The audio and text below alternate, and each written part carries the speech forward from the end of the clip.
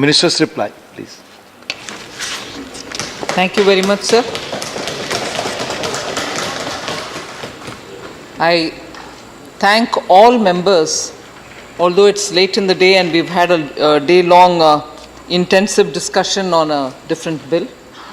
They chose to stay back, participate and give their valuable views.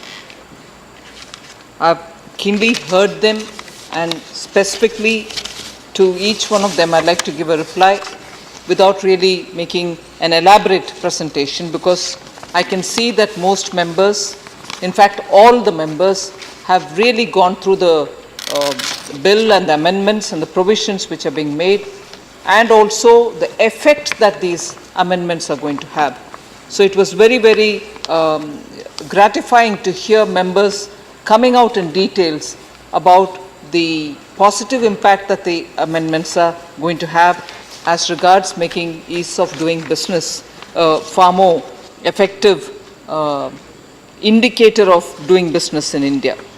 One thing which I'd like to highlight here is that each member raised specific issues, but broadly the concerns were about making this act a far more meaningful act, giving powers to institutions which are going to make doing business in India far simpler. I was also very impressed by the way in which members have linked to various different experiences that they've had, individual experiences, and also the collective thinking about what this country's business practices should be like. I particularly thank Member Kehkeshan Perveen for having talked about Gandhiji's trusteeship, because that was the original intent in bringing in, I suppose, the Congress party and the members here. I don't want to name the party, but then since during their era, 2013, it was when the Companies Act was first passed, had that in mind when they brought the CSR into the Companies Act, because that's the principle with which the Gandhiji's trusteeship principle with which, when profiteering, profit making, legitimate profiteer earning through business cannot be devoid of social responsibility. And that's the principle which the original Act of 2013 contained, and the kind of amendments that we are bringing now are only to sharp focus that and make it far more effective. Because if I straight get into talking about the CSR, which I thought I'll do a bit later, but if I immediately talk about CSR, India was one of the first countries to make a legislation also speak about CSR, and making CSR as a part of social responsibility for companies was first thing done in India, and the Companies Act therefore acquired a certain halo about it, and that is what is being underlined now. Because the impact that the social CSR, which had to have on the companies, became as though you could comply or explain and get away with it. That was the interpretation which many of the companies were trying to give, not with a malified, but they could just get away with giving explanation. But this time, the amendments have made sure that we are making CSR with certain limitations, in the sense certain responsibilities tied to the larger principle. I'll explain that in a minute. So with every member speaking with a complete understanding of the impact that this is going to bring in, I was very motivated, to say the least, in responding to this debate with a greater sense of looking into the details. Sir, as you know, that 2013 is when this act was passed.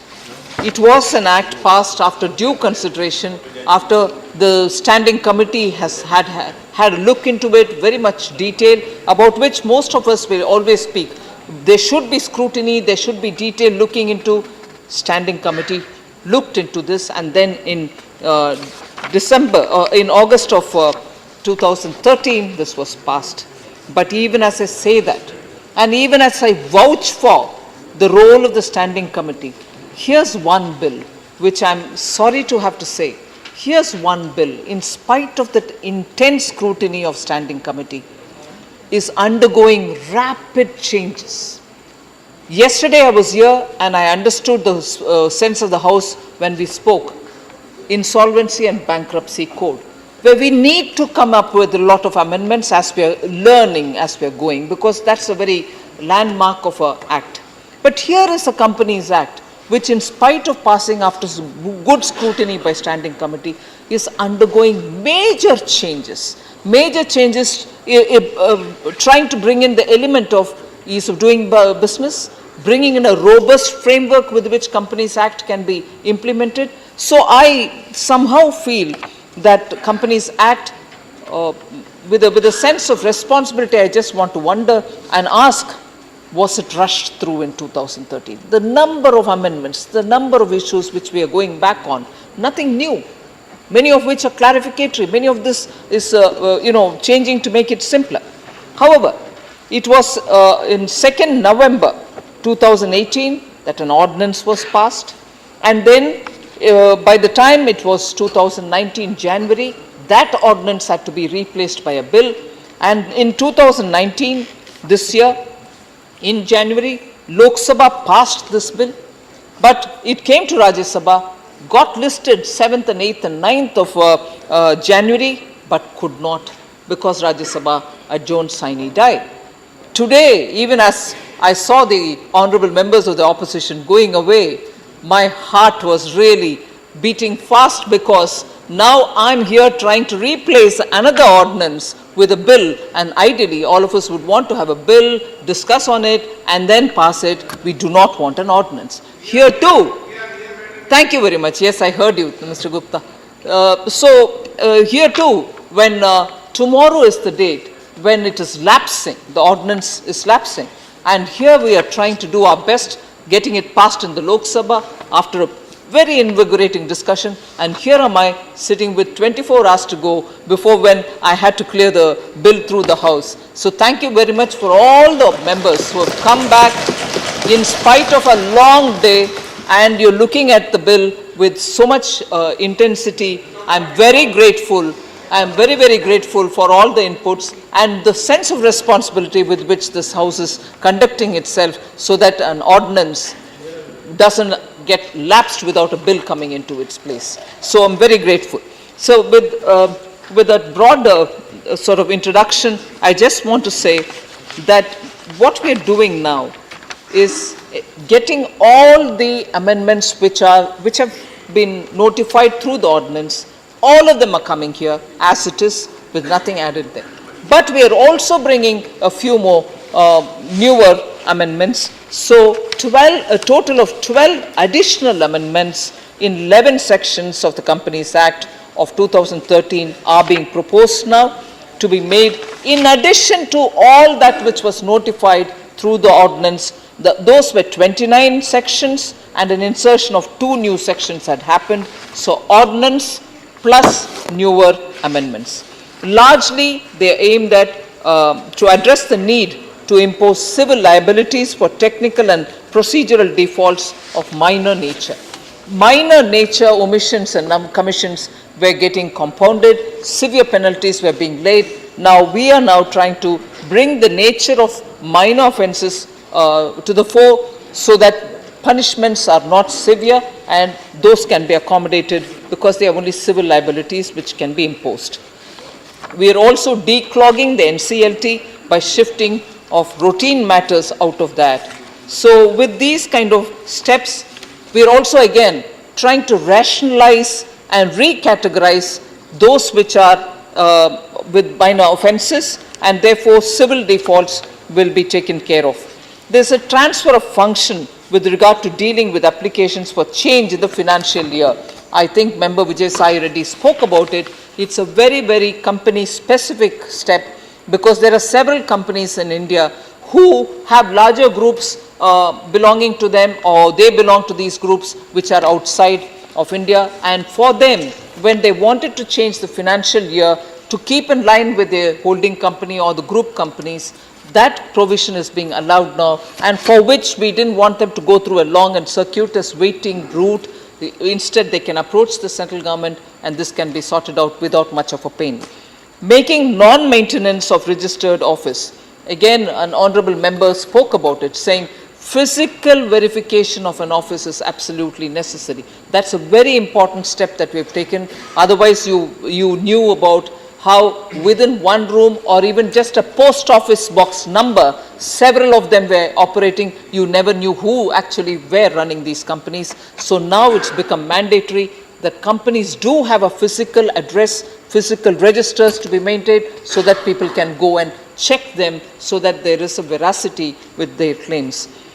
Stringent provisions are being also, with reduced timelines, are being given so that charges, modification of charges can also be accommodated. Then breach of ceiling on directorship is being made a ground for disqualification. There, many of us know that there are certain number of companies for which you can play the role of a director. If those numbers are changed, if those numbers are crossed, for instance, holding of directorship beyond permissible limits. What's a permissible limit? You can be a director in 20 companies, 7 listed and not more than 10 public companies. There are sometimes people who violate it. So we want to take severe action because this leads to a lot of unstated responsibilities not being taken care of. So we have brought in this kind of a step here to bring in disqualification of people who violate that permissible limit which has been extended. So also then we are talking about CSR. I'd like to take a minute longer on that. Before I say about the CSR, one line which I want to say, I do appreciate one of the members recollecting that we had closed shell companies. Yes, 4 lakh inactive or shell companies were deregistered. Some had existed for more than 5 years, but inactive they remained. But because they were remaining somewhere, we had to deregister them. So the few related matter here as a part of this amendment is declaration before commencement of business to be restored after removing the requirements related to minimum paid up capital. Even before you start the function, it is necessary for a company to declare before commencement of business. We want to nip it in the bud that companies get registered and they stay without any function, and therefore declaration is one of the things. This is a provision which existed in the original 2013 law but got dropped, God knows why, in 2015, but now we are bringing that back. Then I told about the maintenance of registers and also making sure that physical presence is there or else they get struck off. Then, we are also insisting that in the case of a significant beneficial owner of shares, if it is not discoverable and restrictions are being placed by NCLT, we want to make sure that within 1 year, such shares would be transferred to the IEPF, which is the Investor Education Trust Fund. Holding directorship is one of the points which I've already explained, but I now move over to talking about the CSR, which seems to have attracted a lot of members' attention. It's a very interesting step that we've taken to keep the spirit of the legislative intent of the 2013 Companies Act. Actually, CSR is applicable to all those companies which have 5 crore profit or 1,000 crores in turnover or 500 crore in net worth. So CSR doesn't get applied to everybody, but you have to fall in this category. And therefore, those companies will have to state as to where they've spent the money. The earlier approach, which I had already mentioned, was, yes, we know it exists. We also have a board within the board which decides on where the money should be spent. The government has given nearly 11 to 12 item heads on which you may choose to spend. Many of the members of parliament had this worry, sir, that they're all going out of their state or they're going out of the place where this company is located. The locals don't get any benefit out of it. So what is this law doing on the company law? So all this has been constantly discussed, and it meant that we had to respond to the changes that are required to be brought in. Otherwise, people thought either they comply, it's all right, or else they comply and then give an explanation, or else they comply partly but then give an explanation and get away with it. So what we want to do is, we are giving a 3-year window, 1 plus 3 years. So if within the first year, if you have spent the 2% which has to be sent, it's fine. Or else you will move that money to an escrow account. Many of the members who spoke took the name of Prime Minister's Relief Fund. That's only an example. There is a possibility that you may, first of all, for those amounts which you've not spent, you open an account and put the money there. If you've already started spending, the unspent portion is what we are moving over. So I'll just make it clear for people who are interested in the CSR matter. We are only providing greater clarity in the provisions related to CSR, sir, by including provisions to the effect that where a company is unable to spend the earmarked amount for CSR activities within a particular financial year, it shall transfer the same to a CSR account to be spent within the next 3 financial years. So that's the 1 plus 3 window which I was talking about. So if you were unable to spend, you now get this year plus 3 years within which you have to spend. Any amount remaining unutilized in such CSR account shall thereafter be transferred to any fund specified in Schedule 7. So I have not mentioned the fund. I am saying any fund which is mentioned in Schedule 7, you can choose to have that. So Section 135 also to be amended to provide for a specific penal provision in case of non-compliance.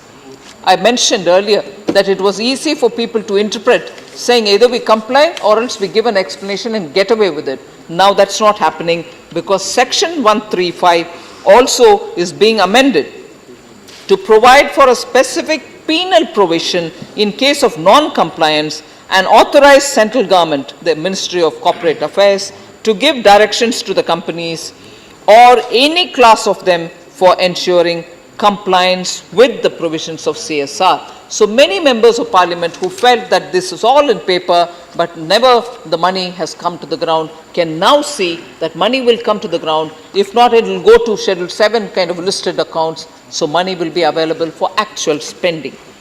So that is the major amendment as regards CSR.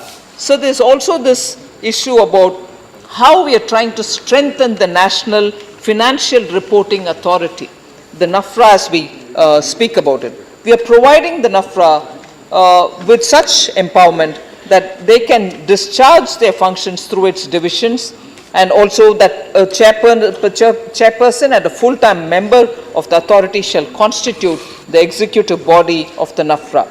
Now here, in addition, clarity is also being brought in the debarment provision.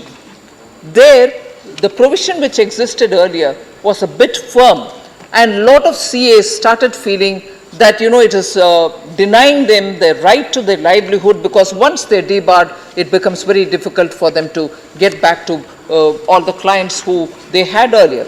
So the CA's debarment is being sort of diluted so that it becomes a bit reasonable, so that their livelihood is not affected.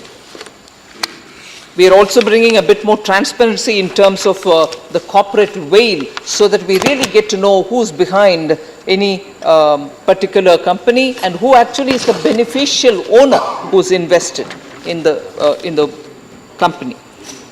There's also this question of trying to make sure that the CEOs and the key managing personnel, the KMP as we refer to them, in a company are in a fit and proper stage, or else we are constantly being referred to people who are really not doing their business properly. So like the customers in a bank, we need to know about the directors of the company and also the key operating personnel. Then we are strengthening the enforcement provisions which are available with the Serious Fraud Investigation Office, the SFIO, Section 212 will now become self-sufficient to ensure speedy and more effective enforcement, including action of disgorgement. So a lot of members have specifically spoken about issues on which I'd like to respond to them. I shall not take too much of your time, sir. I know it's late in the day. Sri Naresh Gujral had spoken about the issue of company secretaries. I remember him talking to me in this very seat, coming and telling me about how it becomes very difficult for small companies to have by compulsion a CS. This has been discussed. He's right, this issue has been pending for a very long time. The suggestion that is made is under consideration. Let me please inform the member, it is under consideration. We shall have to change the rules, and we can change it by the rule only. We want to do this with a bit more of stakeholder consultation, so you can expect us to come back to you on that. Sri Vijay Sai Reddy had spoken about what exactly are these shell companies. Interestingly, even in Lok Sabha, the debate centered for some time on what exactly are shell companies. Do you have a definition for them? So there's no definition for shell companies under the Act. So we are striking off companies which are not carrying out any business.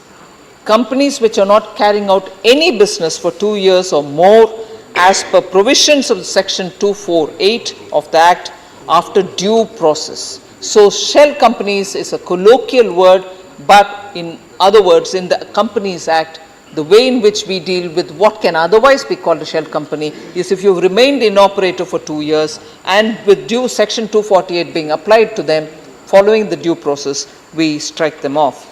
And also, similarly, we are taking all steps towards strengthening NCLT and the NCLAT. In fact, during the Insolvency and Bankruptcy Code debate yesterday, I went into great detail to say how we are actually providing for the NCLT and the NCLAT.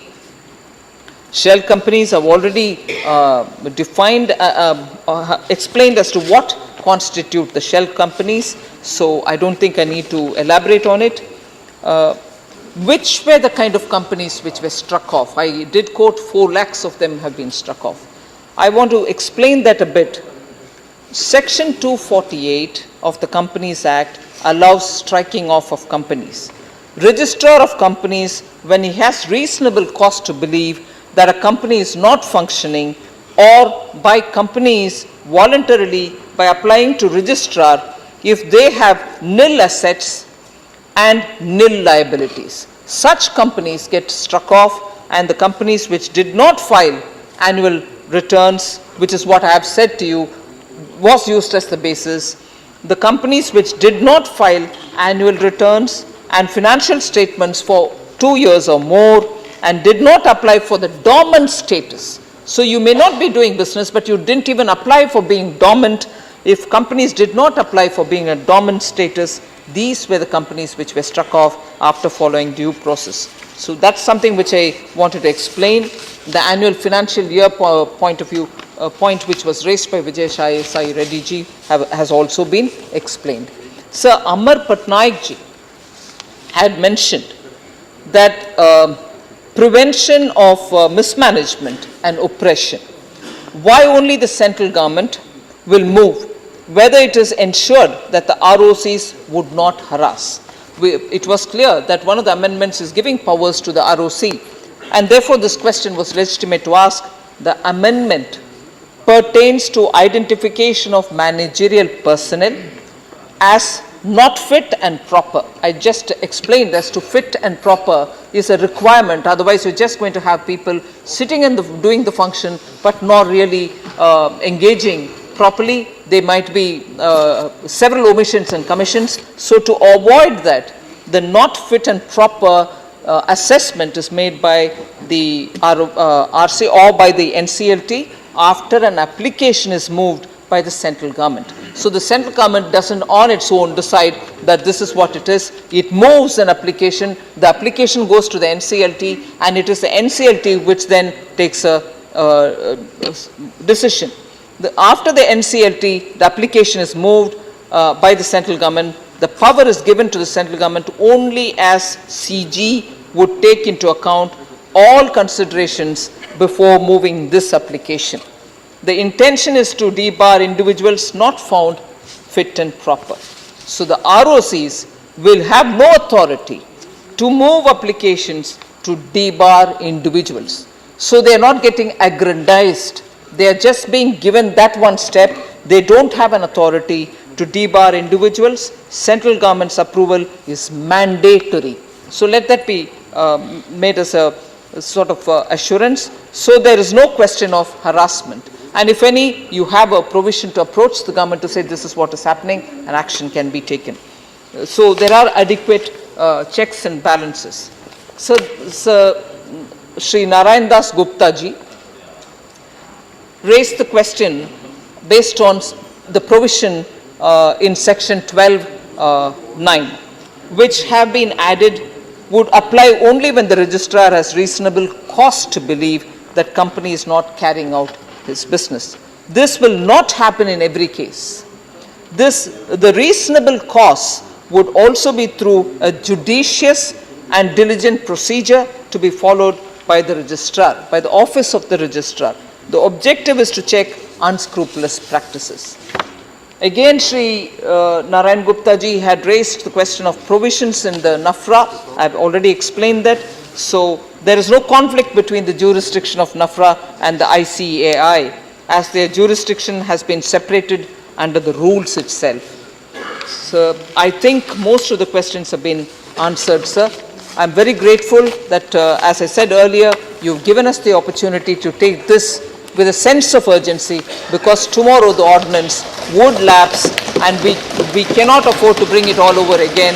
The members have participated and given their valuable inputs. I've tried answering all of them, but extremely grateful for the participation in this. Thank you, Minister.